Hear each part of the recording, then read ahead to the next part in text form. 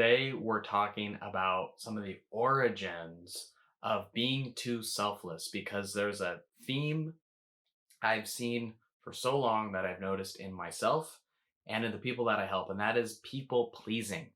Too much selfless concern for others. And so I just want to talk about why we have this too much selfless concern. Like, why do we struggle with this? It's going to be more of a cultural conversation, a philosophical discussion, but I'll get into it real quick. If you do like it, subscribe, click the bell for notifications. There's also an article that has a little bit more information about this down below. With that being said, the basic reason we struggle with too much selflessness is one, there's two reasons. One, we have this long-standing culture of original sin. In my opinion,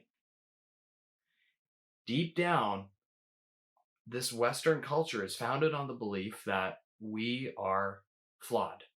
We are deep down, we need to be saved. Deep down, we are bad. Deep down, humans are bad. This goes back not only to Christianity, but even to the philosophies of the social contract, where we need a contract to overcome our bestial, primal nature of greed. We need a social contract.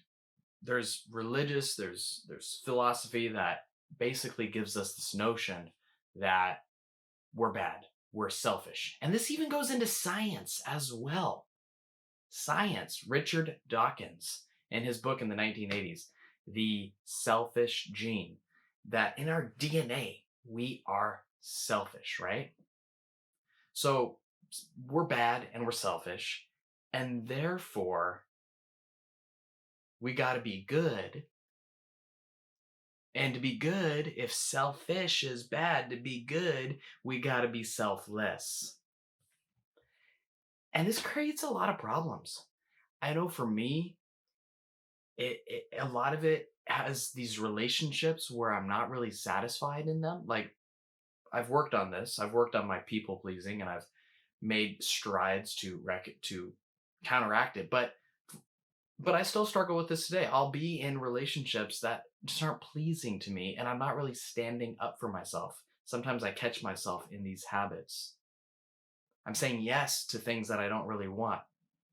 Like just the other day, a friend actually was feeling anxious and wanted to go on a walk. He was nearby. I said yes. I didn't want to. I was tired.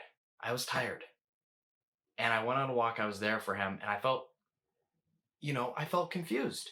And so I think this comes up for so many people, this feeling of like someone is asking me for help and I am depleted. And I'm here with this video to, one, say that it's okay to fall into these patterns. It's pretty normal. And B, to say, let's shift the narrative a little bit about self dash ish, self dash ish, not selfish the bad way, the greedy way. Selfish, that's bad, right? But self dash ish. It's a little reframe that I want to just lay it out there. It means that you're into yourself. You're into protecting yourself. It means that we realize that in order for you to be your best, you need to draw a boundary and say, hey, I'm not available. I need to put the wall up and take care of myself, because when I take care of myself, when I put myself first, then later on I can be present and actually make a difference in your life. For me, with my friend, we had a chat. He felt better. It was nice of me. But I don't know if anything got done. I don't know if anything changed. And so in the future, I am going to strive to say, hey, I love you, man. Now's not a great time. Let's do it some other time. I'm sure that would have been fine. Then I would have gotten the strength, the self esteem that comes when you say no to someone, that kind of builds your self esteem because it says you're worthwhile. So, these are just a few of my thoughts. And, if you're struggling with food, I want to just look you in the eye and say that self care is such an important part of this journey. The ability to say no to other people. There's this deep, deep inclination, especially with people who struggle with food, to please other people, to help them. And it can kind of feel weird or awkward or might even bring up these feelings of shame or that you're guilty or something like that if you care for yourself. I'm here to tell you, no. You have to put yourself first. Oftentimes, when I work with people, one of the first exercises I'll have them do is say, hey, when you feel out of control with food, what's happening? What's leading up to that? Like, what is happening? And oftentimes, people will say, hey, I skipped a meal, or, I was really stressed out that day. I didn't eat enough, and I didn't check in with myself. I didn't take care of myself. And then something snapped. I just lost it. That pattern is going to come up. And the more you see that pattern,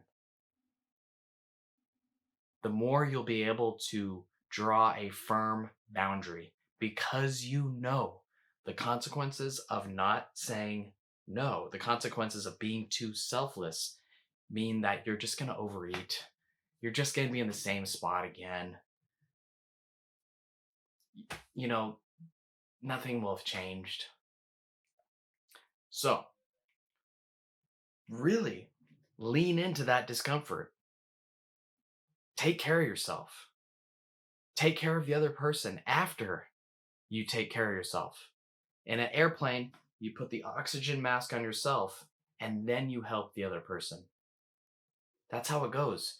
If you put the oxygen mask on the other person, what about you? All the air is gone and now you're dead. Now, it's going to be tough. And when you do say yes, when you do overextend yourself, notice with compassion, with objectivity, fuck, I just lost control again. What happened? Well, I didn't eat. I overextended myself. Mental note, next time, just like with me on my friend and my walk, next time, I'm going to be more self-ish.